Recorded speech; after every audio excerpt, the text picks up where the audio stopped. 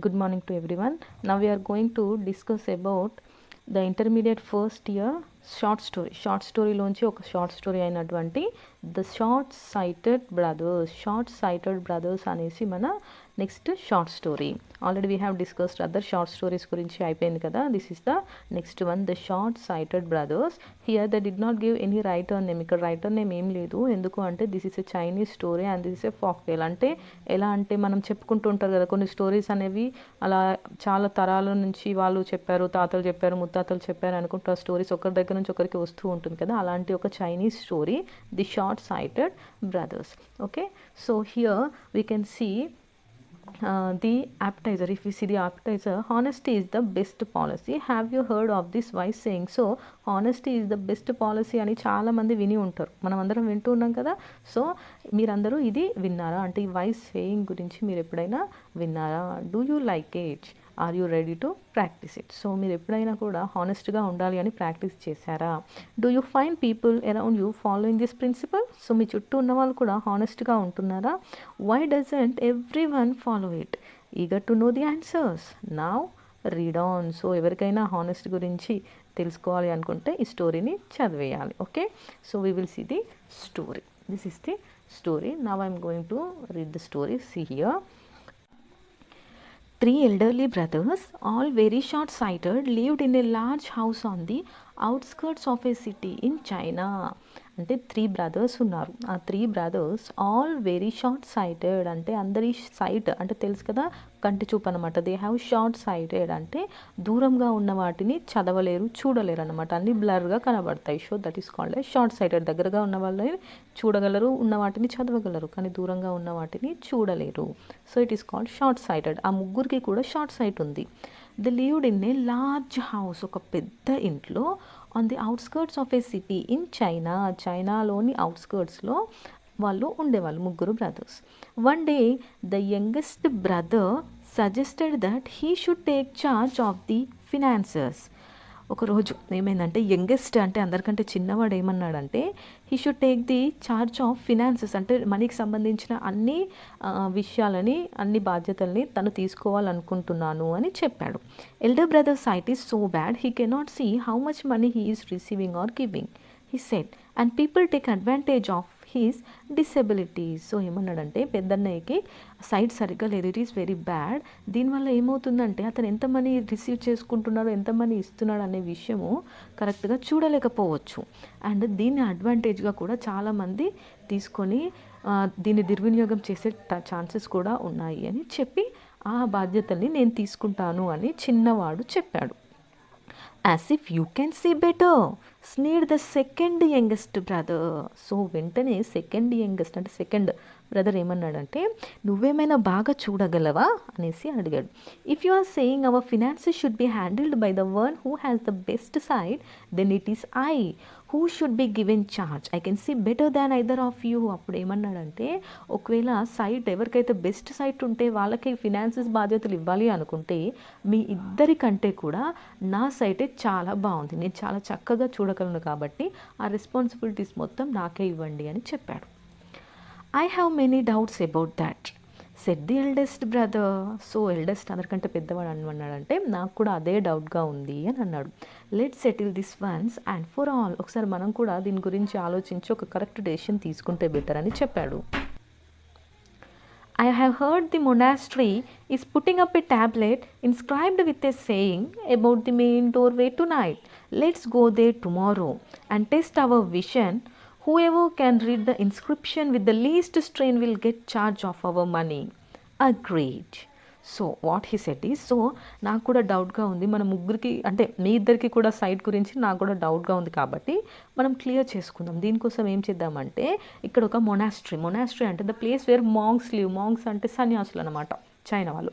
Okay, చైనాలోని వాళ్ళు ఉంటారు కదా మాంగ్స్, వాళ్ళు అన్నమాట. వాళ్ళందరూ ఒక ఇంట్లో ఉంటారు. That place is called as monastery. అక్కడ వాళ్ళు మెయిన్ డోర్కి ఒక ఇట్లా హ్యాంగ్ చేస్తారనమాట. It is made up of tablet అంటే మనము మెడిసిన్గా వేసుకుంటాం కదా, ఆ ట్యాబ్లెట్ కాదు. Tablet means nothing but it is made up of a స్టోన్తో చేసినటువంటి ఫ్లాట్గా ఉంటుంది, అంటే ఒక శిలాపలకం అంటారు కదా, అలా ఉంటుంది. దానిపైన ఇన్స్క్రైబ్డ్ అంటే లెటర్స్ మొత్తం చెక్కి ఉంటాయి. అర్థమైందా? ఒకటి ఇట్లా స్టోన్ దాని మీద మొత్తం వర్డ్స్ చెక్కి ఉంటాయి, దాన్ని మెయిన్ డోర్ మీద పెడతారనమాట. అంటే దాని మీద ఏదో ఒక సేయింగ్ ఉంటుంది, ఒక మంచి నీతి అనేది దాని మీద రాసేసి ఒక మంచి సేయింగ్ పెట్టేసి వాళ్ళు డోర్కి పెడతారు. కాబట్టి let's go tomorrow and test our vision. ఈరోజు నైట్ పెడతారు వాళ్ళు, మనం వెళ్ళి రేపు మార్నింగ్ మన సైట్ ఎవరికి బాగుందో వాళ్ళు ఏం పెట్టారో మనం రేపు చదువుదాము.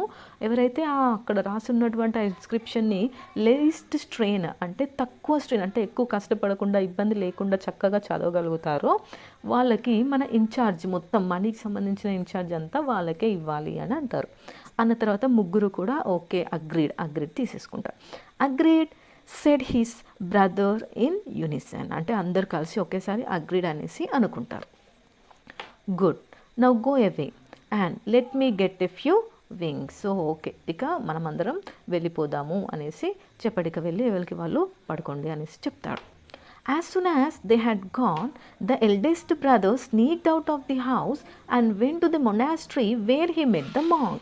సో ఏమైంది, అందరూ పడుకుంటారు కదా, అలాంటి టైంలో sneaked out of the house, the eldest అందరికంటే పెద్దవాడు ఏం చేశాడంటే ఎవరికి తెలియకుండా సీక్రెట్గా దొంగల మెల్లిగా ఇంట్లోంచి బయటికి వెళ్ళాడు. వెంట్ టు ది మొనాస్ట్రీ అంటే ఎక్కడైతే వాళ్ళు ఈ ట్యాబ్లెట్ని ఇన్స్క్రిప్షన్ చేసిన ట్యాబ్లెట్ పెడతారు, అది నీ చదవాలి ఉన్నారు చూసారా, అక్కడికి వెళ్ళాడు. అక్కడ హీ మెట్ ద మాంక్, అక్కడ ఒక మాంక్ని అంటే సన్యాసిని కలిశాడు.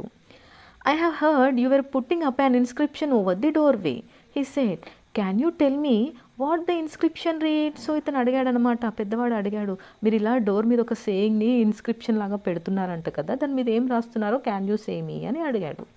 Certainly it's a quotation from Confucius, it reads be honest at all time. So ఇతను ఏమని చెప్పాడంటే ఖచ్చితంగా చెప్తాను, ఆ కొటేషన్ని కాన్ఫ్యూషియస్ చెప్పారు, అంటే అతను చైనీస్ వాళ్ళలో పెద్ద అన్నమాట, ఒక సో ఫిలాసఫర్ అనమాట. సో అతను చెప్పినటువంటి ఒక కొటేషన్ పెట్టారంట. ఆ కొటేషన్ ఏంటి అంటే be honest at all times, ఈ హానెస్ట్ ఆల్ టైమ్స్ అనేసి ఒక కొటేషన్ని వాళ్ళు తీసుకున్నారు. ఆ కొటేషన్నే రేపు వాళ్ళు ఇన్స్క్రిప్షన్లో అక్కడ డోర్ మీద పెట్టబోతున్నాము అని చెప్పారు. The brother went away chuckling at his cleverness. Okay, ఆ బ్రదర్కి ఇంకా ఫుల్ సంతోషం వేసింది, ఇంకా హ్యాపీగా ఉన్నాడనమాట. అమ్మ నేను ఎంత తెలివైన వాడిని, నాకు ఫస్ట్ ఆల్రెడీ తెలుసుకున్నాను, ఇంకా రేపు ఏముందో నాకు ఇంకా టెన్షన్ లేదు అనేసి అనుకున్నాడు. A little later the second brother arrived. కాసేపు అయ్యాక ఏమైంది, ఆ సెకండ్ పర్సన్ అక్కడికి వచ్చాడు. Can you tell me what the inscription we're going to put up over the doorway reads, he said to the monk. So same మళ్ళీ మాంక్ని అడిగాడు, మీరు రేపు అక్కడ ఇన్స్క్రిప్షన్లో పెట్టబోయే దాని మీద ఏముంటుందో చెప్పగలరా అని అడిగాడు. Everybody seems to want to know, said the man, it reads be honest at all times. So వెంటనే ఏమనుకున్నాడంటే అతను అందరికీ తెలుసుకోవాలని ఉంది కావచ్చు అని ఇతనికి కూడా చెప్పాడు, అంటే సెకండ్ బ్రదర్కి చెప్పాడు. ఏమనంటే it reads be honest at all times అని చెప్పాడు. Is there any decoration around it. So మళ్ళీ అడిగాడు, ఇంకేమైనా డెకరేషన్ ఉందా దానికి అనేసి. The tablet has a flowery border. So ఆ ట్యాబ్లెట్కి చుట్టూ డెకరేషన్ లాగా ఫ్లవర్ బార్డర్ ఉంది అనేసి చెప్పారన్నమాట. The second brother went away very pleased with himself. So ఇతను ఇంకా చాలా హ్యాపీగా ఉన్నాడు. ఓకే, అతను ఏం రాసిందో తెలుసుకున్నాడు, అలాగే దాని చుట్టూ ఒక ఫ్లవర్ బార్డర్ ఉందన్న విషయం కూడా తెలుసుకున్నాడు. Had he gone when the third brother arrived there. He too inquired about the inscription and on being told what it was asked if there was any other writing on it. So same third అతను కూడా వచ్చేసి మూడోవాడు బ్రదర్లో మూడో person కూడా వచ్చి ఏముందో అని అడిగి తెలుసుకున్నాడు. అండ్ ఇంకేమైనా కూడా రాసి ఉందా అని మళ్ళీ ఒక క్వశ్చన్ అడిగితే only the donors name wrongly at the bottom set the monk. So దాని ఏమైంది, ఫస్ట్ బ్రదర్కి ఏమని తెలుసుకున్నాడు అంటే అందరికంటే పెద్దవాడు ఏమని తెలుసుకున్నాడు, దాని మీద ఉన్నటువంటి కొటేషన్ తెలుసుకున్నాడు, be honest at all times అని. సో సెకండ్ పర్సన్కి కొటేషన్తో పాటు ఇంకేం తెలిసింది, దాని చుట్టూ ఫ్లవరీ బార్డర్తోని డెకరేషన్ ఉంది అని తెలిసింది. థర్డ్ బ్రదర్కి అంటే అందరికన్నా చిన్నవాడికి ఏం తెలిసింది అంటే దాని మీద కింద చివర్లో డానర్ నేమ్ ఉందంట బాటంలో, దట్ ఈస్ వాంగ్లీ. సో అందరికంటే ఎక్కువ ఇన్ఫర్మేషన్ తెలుసుకుంది థర్డ్ బ్రదర్ కాబట్టి he is very happy. So next day మొత్తం చెప్పేసేయాలి, ఫినాన్షియల్గా సంబంధించిన అన్ని మనీ మ్యాటర్స్ ఇన్ఛార్జ్ నాకే వస్తుందని అందరికి ఎవరికి వాళ్ళు హ్యాపీగా ఉన్నారు. The next morning the three short-sighted brothers made their way onto the monastery. So ఇంకేముంది, నెక్స్ట్ డే మార్నింగ్ ముగ్గురు కలిసి మొనాస్ట్రీ దగ్గరికి వెళ్ళారు. There's the inscription, said the oldest when they drew near the entrance. I can clearly make out the writing. It reads, be honest at all times. So వెంటనే ఆ పెద్ద అతను, అందరికంటే పెద్దవాడు ఏమని చెప్పాడంటే, అదిగో అక్కడ ఇన్స్క్రిప్షన్ ఉంది, దాని మీద ఏమని రాస్తుందో నాకు క్లియర్గా కనపడుతుంది, ఐ కెన్ రీడ్ ఇట్ అని చెప్పి be honest at all times అని గట్టిగా చెప్పాడు. Your sight is better than I thought said the second brother. వెంటనే సెకండ్ బ్రదర్ ఏమన్నాడంటే, నేను అనుకున్న దానికంటే కూడా నీ సైట్ కొంచెం పర్వాలేదు, but definitely not better than mine. కాకపోతే నా సైట్ కంటే బెటర్ మాత్రం కాదు. Can you see the decoration around the inscription. So వెంటనే అడిగాడు, ఆ డెకరేషన్ నీకు కనబడుతుందా, ఇన్స్క్రిప్షన్ చుట్టూ ఉన్న డెకరేషన్ అనేది నీకు కనబడుతుందా అని. Decoration, what decoration? సో వెంటనే పెద్ద బ్రదర్కి తెలియదు కదా డెకరేషన్ ఉన్న విషయం. సో వెంటనే క్వశ్చన్ మార్క్ అన్నమాట, డెకరేషనా, ఏం డెకరేషన్ అనేసి అడిగాడు. There is a floral decoration all round the tablet said the brother triumphantly. So ఇంకా గర్వంగా అన్నమాట, అతనికే మొత్తం తెలుసు ఈ కథ విజేత అన్నంత సంతోషంతో దాని చుట్టూ ఒక ఫ్లోరల్ డెకరేషన్ ఉంది అనేసి చెప్పేశాడు. Very good, very good applauded the youngest brother. But can either of you see any other writing on the tablet beside the inscription? So చిన్నవాడు ఏమన్నాడంటే, వెరీ గుడ్ అని చప్పట్లు కొడుతూ, బాగా చెప్పారు, ఇది కాకుండా ఇంకేమైనా రైటింగ్ కనబడుతుందా ఇన్స్క్రిప్షన్ మీద అని అడిగాడు. Other writing intoned the second brother, his face falling. What other writing is there? So ఇతను ఓన్లీ ఇంకేమైనా డిజైన్ ఉందా అని కనుక్కున్నాడు, కాబట్టి ఇతనికి తెలియదు. సో ఏంటి అదర్ రైటింగ్ అని he asked. The name of the donor Wang Li said the youngest brother pointing. So వెంటనే చేయి చూపిస్తూ, అక్కడ రాస్తుంది చూడు వాంగ్ లీ అని, that is the name of the donor. కింద కనబడుతుంది కార్నర్కి చూడు, can't you see it, it's at the corner. So అక్కడ కార్నర్లో ఉంది చూడు, నీకు కనబడట్లేదా అని అడిగాడు. The monk they had talked to the previous evening came out of the monastery just then and walk towards the short sighted brothers. So ఇక్కడ ఏమైంది, ముగ్గురు బ్రదర్స్ రావడం, ముగ్గురు చూడటం. సో ఫస్ట్ తెలిసింది చెప్పాడు, సెకండ్ పర్సన్ అంతకంటే ఎక్కువ చెప్పాడు, సో అందరికంటే చిన్నవాడు కంప్లీట్గా చెప్పాడు. సో ఇక్కడ గెలిచింది ఎవరు, చిన్నవాడు కదా. సో నెక్స్ట్ ఏం జరిగింది అంటే, ఆ మాంక్ ఎవరైతే వాళ్ళకు ప్రీవియస్ నైట్ కలిసి దాని మీద ఏం రాశారో అవన్నీ డీటెయిల్స్ ఎవరైతే ఇచ్చారో అతను బయటికి వచ్చాడు. సో ఇప్పుడు ఏమైతుంటుంది, okay, can you guess anyone? ఒక్కసారి మీరు ఖచ్చితంగా ఏదో ఒకటి మనసులో వచ్చే ఉంటుంది ఆలోచన, కానీ ద సస్పెన్స్ ఇక్కడ ఏంటో చూద్దాం. Oh you have come to see the inscription, he said. So sorry, we couldn't put it up yesterday evening, we are going to put it up today. So ఏమైందో చూసారా, ఆ మాంక్ ఏమన్నాడంటే, ఓ మీరు ఇన్స్క్రిప్షన్ కోసం వచ్చారా, నిన్న ఈవినింగ్ పెట్టాల్సిన ఇన్స్క్రిప్షన్ని మేము పెట్టలేకపోయాను, సో సారీ, ఈరోజు పెడుతున్నాము అని చెప్పాడు. యాక్చువల్గా ఇక్కడ ఏమైంది, ఏ ఇన్స్క్రిప్షన్ అయితే వాళ్ళు ముగ్గురు కాంపిటీషన్లో పెట్టుకున్నారు, అంటే వాళ్ళు డిస్ప్లే చేసిన ఇన్స్క్రిప్షన్ని వచ్చి చదవాలని అయితే ఏదైతే చదవాలని అనుకున్నారో వాళ్ళు వచ్చి చదివారో, గెలిచానని సంతోషపడుతున్నారో, యాక్చువల్లీ అక్కడ ఏ ఇన్స్క్రిప్షను లేదు. వాళ్ళు వచ్చి ఖాళీ డోర్ ముందు నిలబడి ముగ్గురు అక్కడ ఏదో ఉన్నట్టు ఊహించుకొని ఒకరి తర్వాత ఒకరు అక్కడ ఉన్నది అనుకుంటూ చెప్పుతూ వెళ్ళారు. యాక్చువల్గా అక్కడ ఎటువంటి ఇన్స్క్రిప్షన్ని డిస్ప్లే చేయలేదంట వాళ్ళు. యాక్చువల్గా వాళ్ళు మర్చిపోయారు, వాళ్ళు నిన్న పెట్టాల్సింది ఈరోజు పెడతాను అని చెప్పారు.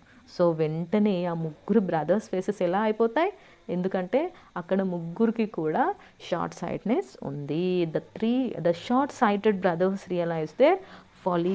సో వాళ్ళ యొక్క ఫూలిష్నెస్ని వాళ్ళు ముగ్గురు అర్థం చేసుకున్నారు, అంటే ముగ్గురికి కూడా షార్ట్ సైట్ ఉంది, అక్కడ ముగ్గురికి ఏమీ కనబడదు అని వాళ్ళు ముగ్గురు అప్పుడు వాళ్ళ తప్పుని వాళ్ళు రియలైజ్ చేసుకున్నారు. ఓకే, అందరికీ అర్థమైంది కదా. సో లేని దాన్ని వీళ్ళు ఉన్నది అనేసి భ్రమలో, అంటే గెలవాలి, అంత నాకే కావాలి అనే ఆ గ్రీడీనెస్ వల్ల ఇలా అయింది. So this is the story of the short sighted brothers. So అందరికీ స్టోరీ అర్థమైంది అనుకుంటున్నాను. Okay, thank you.